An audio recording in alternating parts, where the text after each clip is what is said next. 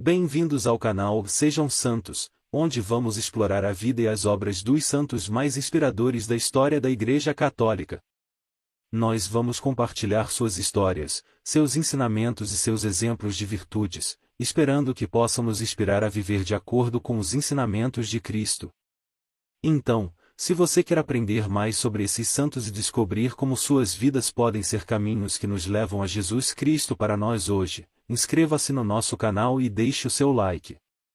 Inscreva-se hoje mesmo, divulgue nosso canal a seus amigos e comunidades e nos ajude o nosso canal para que possamos alcançar mais pessoas na divulgação a conhecer mais a vida dos santos. Onde a santidade é uma jornada diária. Faça parte dessa comunidade de busca pela santidade.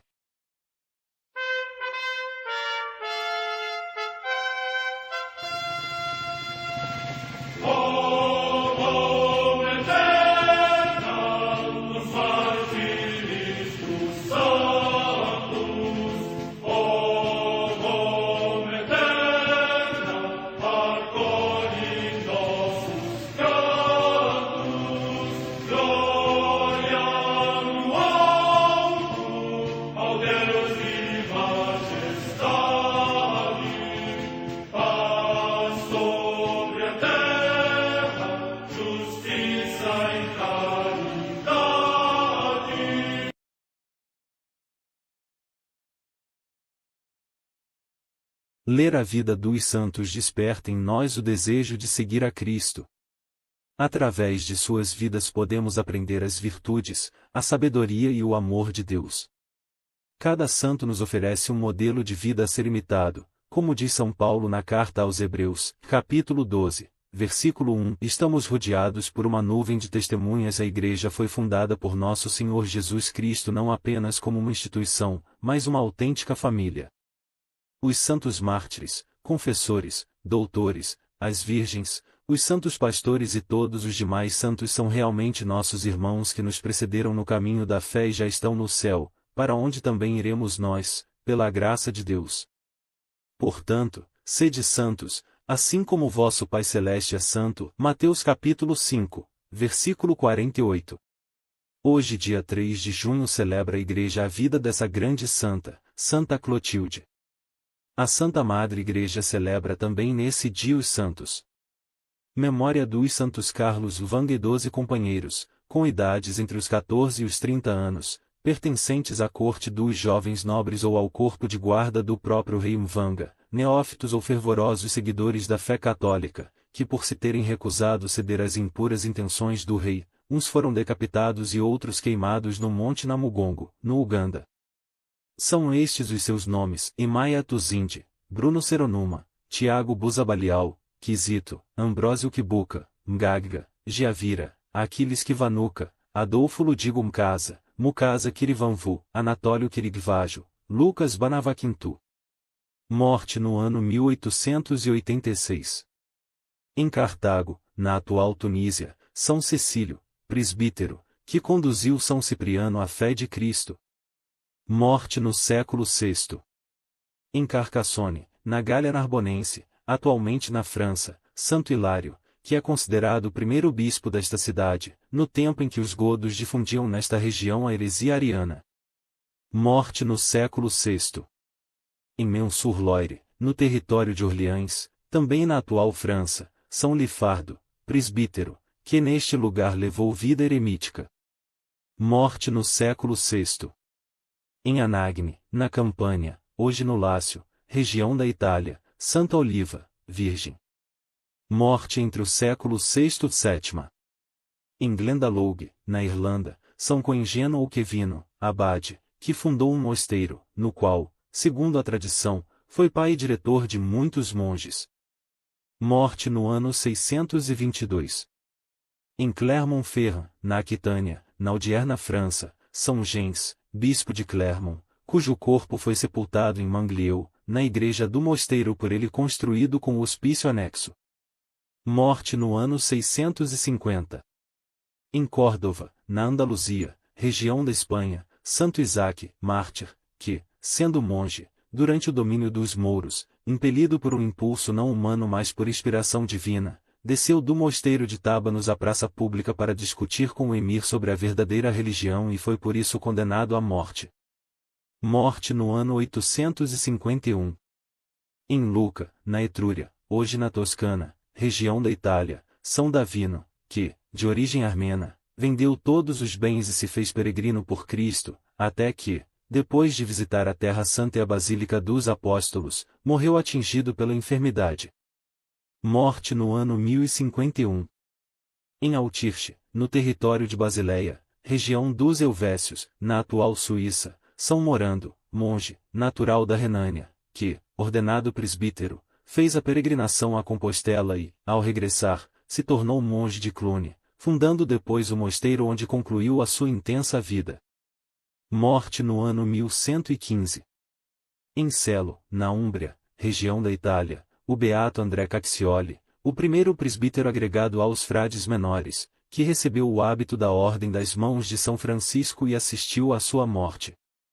Morte no ano 1254.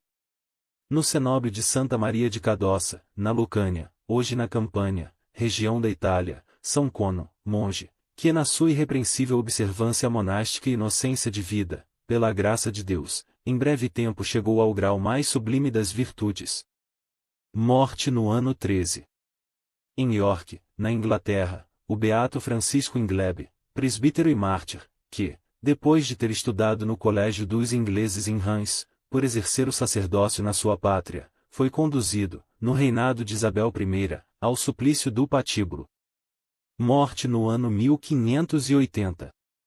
Em Jerez de la Fronteira, na Andaluzia, região da Espanha, São João Grande, religioso da Ordem de São João de Deus, que resplandeceu pela sua grande caridade para com os presos, os abandonados e os marginados e morreu contagiado pela peste dos doentes que tratava. Morte no ano 1600. Ao largo de Rochefort, na França, o beato Carlos Renato Colas de Bignon, presbítero da Sociedade de São Sulpício e Mártir, que era reitor do Seminário Menor de Bourges, quando, durante a Revolução Francesa, por causa do sacerdócio, foi encarcerado numa galera e morreu coberto de chagas infecciosas. Morte no ano 1794. Em Ao Thi, no Tonkin, atualmente no Vietnã, São Pedro Dom, mártir, pai de família, que preferiu sofrer atrozes tormentos a pisar a cruz, porque quis gravar na sua face as palavras verdadeira religião em vez de falsa religião, foi degolado no tempo do imperador Tu Duc. Morte no ano 1862. Em Belegra, localidade próxima de Roma, o beato José Odi Diogo, religioso da Ordem dos Frades Menores, insigne pela sua intensa oração e simplicidade de vida. Morte no ano 1919. Em Roma, junto de São Pedro, o dia natal de São João XXIII, Papa, cuja memória se celebra no dia 11 de outubro. Morte no ano 1963. Vida de Santa Clotilde, a vossa fé é nossa vitória. Refletindo admiravelmente Nossa Senhora, Clotilde proferiu com submissão seu fiat, venceu pela fé e deu à luz a filha primogênita da Igreja. Sentado ao lado do leito onde se debatia contra a morte um recém-nascido, estava um jovem rei bárbaro. Com a cabeça apoiada sobre as mãos, tendo o rosto meio coberto pela longa cabeleira que simbolizava a superioridade de sua origem, ele não ocultava seu desespero pela sorte do filho. É certo que essa criança também morrerá. Batizado em nome de Cristo, seu destino será o mesmo de seu irmão na morte. Não conta com a proteção dos deuses. De fato, o menino, havia pouco regenerado pelas águas batismais, fora atingido por fortes convulsões febris e parecia seguir o caminho de Ingomer, que 2 anos antes falecera ainda trajado de branco. Santa Clotilde Igreja de São José, Saint-Ouen, França. De joelhos, com a fé ainda mais fortalecida pelo drama, estava a jovem rainha.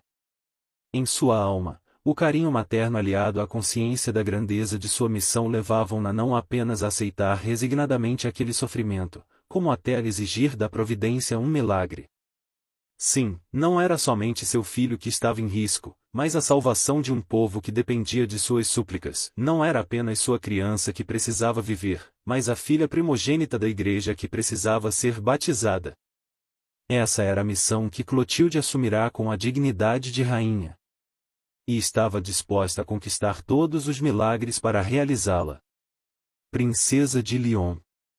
Clotilde nascerá no reino de Lyon, território que seu pai, Chilperico, príncipe bárbaro da tribo dos Burgúndios, receberá como herança. Apesar da pequena extensão do reino, grande era seu legado espiritual e cultural. Lyon fora uma importante cidade sob o domínio dos romanos e transformará-se num pujante centro de catolicidade nas Gálias. Em suas arenas vira borbulhar o sangue de inúmeros mártires como Santa Blandina, São Potino e seus companheiros, e em sua sede episcopal escutara Santo Irineu pregar com sabedoria e eloquência contra a heresia. O esplendor material da região fora, é verdade, praticamente arrasado pela invasão dos bárbaros, mas o fulgor espiritual não se extinguira com as armas e brilhava como uma esperança de vitória. Os bispos da nação, como príncipes da igreja militante, tinham bem presente o quanto Cristo contava com seu combate para triunfar. Este era realmente muito árduo, pois não se restringia a destruir o paganismo dos bárbaros, mas também a heresia ariana que criará fortes raízes entre eles. Santo Avito, bispo de Vienne, já obtivera grande vitória ao conseguir que reis burgúndios se casassem com jovens de confissão católica. Com esse fim, Clotilde e Choma, sua irmã mais velha, foram batizadas ao nascer. Entretanto, como seus pais morreram numa guerra fratricida, as pequenas passaram para a tutela do tio. O prelado não desanimou diante do trágico fato, mas colocou todo o seu empenho em formar as duas princesas. A missão entre os francos. No fim do século V pouco restava do poderio romano. Os triunfos conquistados pela Igreja a partir do Edito de Milão, em 313, pareciam sucumbir sob o avanço das hordas bárbaras e a perfídia dos hereges. Na Lombardia, Teodorico o Grande, chefe ostrogodo e ariano, dominava grande parte da Itália. No sul da Gália e na Península Ibérica, os visigodos e os vândalos reinavam fazendo prevalecer a heresia, renovando inclusive a perseguição aos verdadeiros católicos. No Ocidente, já nenhum reino professava oficialmente a fé católica em sua ortodoxia. Situação desesperadora? Talvez. Mas, sobretudo, vésperas de uma intervenção divina. No norte da Gália, a tribo franco-sálica permanecia pagã. Reinava sobre ela Clovis, filho de Childerico, cuja simpatia pelos costumes do império valerá-lhe o título de patrício. Em 486 ele conquistou a România, o que restava de província romana na Gália, derrotando Siagrio, governador já pusilânime e sem capacidade de enfrentar os arianos. Nessa conjuntura, Clovis tornou-se o foco de esperança dos bispos católicos. São Remígio, bispo de Reims, escrevera-lhe ao assumir o governo: pratica o bem. Sê casto e honesto. Mostra-te cheio de respeito por teus bispos e recorre sempre a seus conselhos.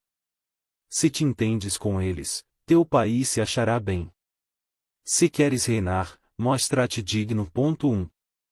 Era, porém, indispensável que o monarca franco se convertesse, para que o cristianismo tivesse um reino. Uma esposa católica parecia o melhor meio de inclinar para a verdade o seu coração. Clotilde, que contava por volta de 20 anos, foi encaminhada pelos bispos para tal missão. A tarefa não era fácil. Quem garantia que uma jovem teria sucesso entre um povo bárbaro, no qual a vingança, os assassinatos e a rudeza pagã faziam parte dos costumes?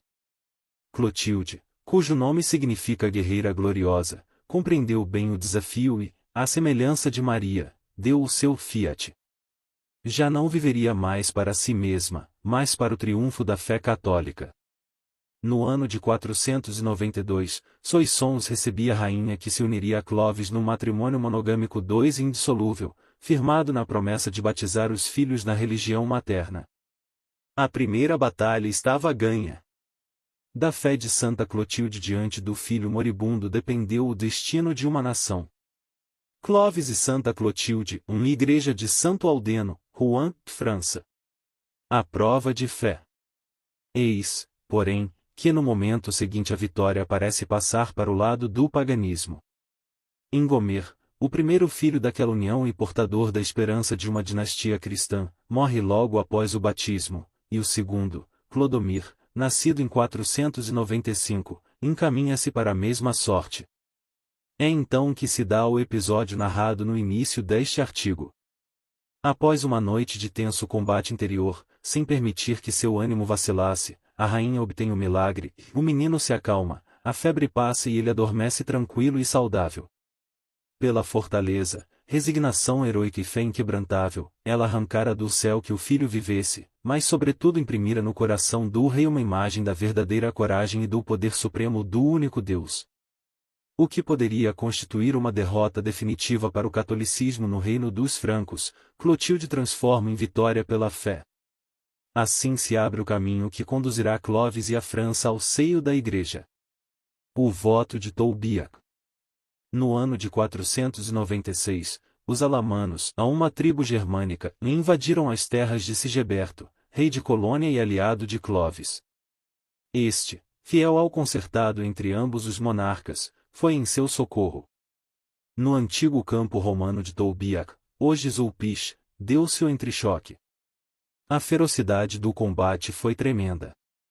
Após algumas horas, o massacre do lado dos francos se tornou violento e o exército de Clovis estava a ponto de ser exterminado. O chefe franco viu-se numa situação aterradora. Conhecia bem a sorte dos vencidos e sabia que se fosse derrotado não deveria esperar clemência para si, para seu povo e para sua fama, pois passaria para a história como indigno da realeza.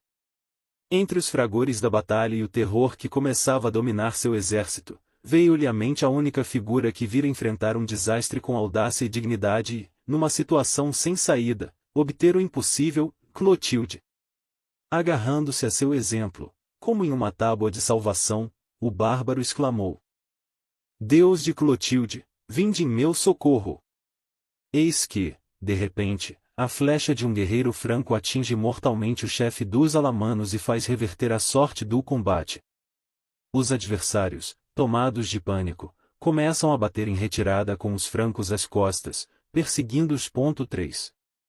A contenda estava vencida, mas sobretudo estava a ganha a batalha de Cristo no coração de Clovis, pela mediação de Clotilde. Naquela mesma tarde, ele lhe escreveu informando que queria receber o batismo. Batismo de Clovis e da França. Grande foi o zelo do bispo Remígio e de Clotilde em preparar a tão almejada cerimônia. O ermitão São Vaast, que também passará das crenças germânicas ao catolicismo, ajudou a concluir a instrução do rei, enquanto a rainha providenciou os melhores tecidos e incensos para fazer sentir aquele povo ainda rude a grandeza ímpar do ato. Acompanhado de suas irmãs, de Thierry, filho do primeiro casamento, e de mais 3.000 súditos, Clovis por fim foi admitido à família de Deus na festa da Natividade do Senhor. Nascia na Catedral de Reims a França católica, a semente da cristandade. Regnum Galliae, Regnum Mariae, num comperibi, 4 dizia um escrito da época merovingia. Estava Clotilde para sempre associada a Maria, mãe da Igreja, ao com ela dar à luz seu primeiro reino. Para confirmar a filiação divina desse povo, conta a tradição que uma pomba trouxe o óleo para a unção, usado desde então na coroação de todos os reis da França. A fé que confessastes é nossa vitória. Uma nova luz brilha para nós na pessoa de um rei do Ocidente. O Natal do Senhor é também o Natal dos francos. Vós nascestes para Cristo no dia que ele nasceu para vós. 5 escreveu Santo Avito ao rei, festejando o sucesso de tantos esforços. O Deus de Clotilde não só concedeu a vitória nos campos de Tolbiac, como venceu a batalha de Cristo no coração de Clovis. Conversão de Clovis na batalha de Tolbiac, uma igreja de Santo Aldeno, Rouen, França. Unificação das Gálias. Missão cumprida? Não. A rainha sabia que era apenas o começo. A graça que fora infundida em seu esposo e naquele povo devia transformar uma natureza humana em inculta e selvagem. Esse processo não demoraria anos, mas séculos. Cabia a ela, porém, cuidar ao máximo da semente, para que crescesse frondosa e altaneira a árvore. Para isso, aconselhava Clovis empreender a unificação de toda a Gália na religião verdadeira, expulsando os visigodos arianos do sul. Tal empresa se deu em 507, cumprindo o rei um voto que fizera ao cair doente. Começando a campanha pela conquista da cidade de São Martinho de Tours, terminou com a Batalha de Vouillers, que forçou os visigodos a recuarem para trás dos Pirineus. Comprando o futuro. Tendo seu esposo morrido em 27 de novembro de 511, uma nova fase iniciou-se na vida de Clotilde. A França estava batizada, mas quantos séculos seriam necessários para que se tornasse o reino cristianíssimo? Clotilde incentivara ao máximo no rei Franco os princípios cristãos, entretanto, teve de assistir com paciência a verdadeiras chacinas, inclusive a morte de parentes, na conquista dos reinos vizinhos para seus filhos. Presenciou ela o assassinato de seu primo burgúndio Segismundo e de sua família, levado a cabo por Clodomir, seu filho. Quando este morreu, acompanhou as disputas ambiciosas de seus filhos Clotário e Childeberto sobre a herança, que culminaram no brutal extermínio dos netos. Teve nos braços o corpo de sua filha trazido de volta após um longo martírio na corte de Toledo tentando converter o esposo, Amalarico. Mais adiante, apenas pôde intervir com suas súplicas e orações para impedir que Thierry e Childeberto trucidassem Clotário em uma contenda. Ora retirada no mosteiro de Tours, ora em Paris quando o dever a chamava, a Santa Rainha não vivia mais para o presente, pelas orações e penitência, preparava o futuro da nação. Ela não contemplaria um Carlos Magno, um São Luís IX, uma Santa Joana d'Arc nem uma Santa Teresinha, mas estava convicta de que podia contribuir para as maravilhas futuras e ser, em certo sentido, a mãe desses grandes varões e damas. Última intercessão. Clotilde pôde utilizar seu poder de intercessão ainda mais uma vez no mesmo ano de sua morte. Clotário, que assassinara os filhos de seu irmão e, mesmo batizado, praticava a poligamia dos pagãos, resolveu tomar como quinta esposa uma jovem princesa turíngia que trouxera prisioneira ainda pequena.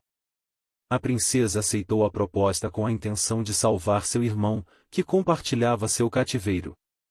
Entretanto, após ter se unido a ela, Clotário massacrou.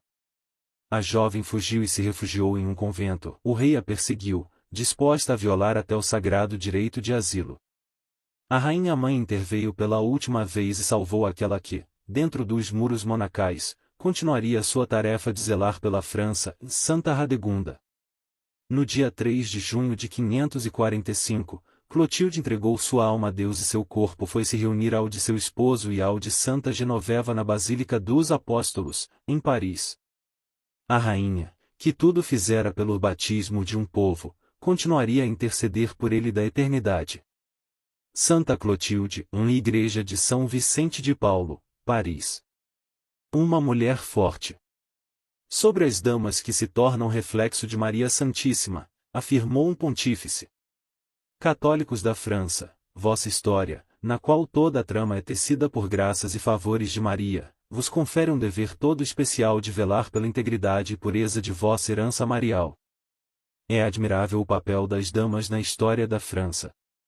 Clotilde é liberta do paganismo e da heresia, e pelo batismo de Clovis ela é entregue a Cristo. Branca de Castela é a educadora de São Luís, o bom lugar-tenente de Cristo. Joana d'Arc devolve à França seu lugar no mundo, e seu estandarte leva o nome de Jesus e Maria. Essas heroínas providenciais cumpriram a sua missão pela sabedoria de seu espírito, pela força de sua vontade, pela santidade de sua vida, pela generosidade no sacrifício total de si mesmas, em suma, pela imitação das virtudes de Maria, trono da sabedoria, mulher forte, serva do Senhor, virgem dolorosa com o coração transpassado pelo gládio, mãe do autor da paz e rainha da paz. 6. Não há dúvida de que Santa Clotilde foi uma mulher forte como a louvada pelas Escrituras.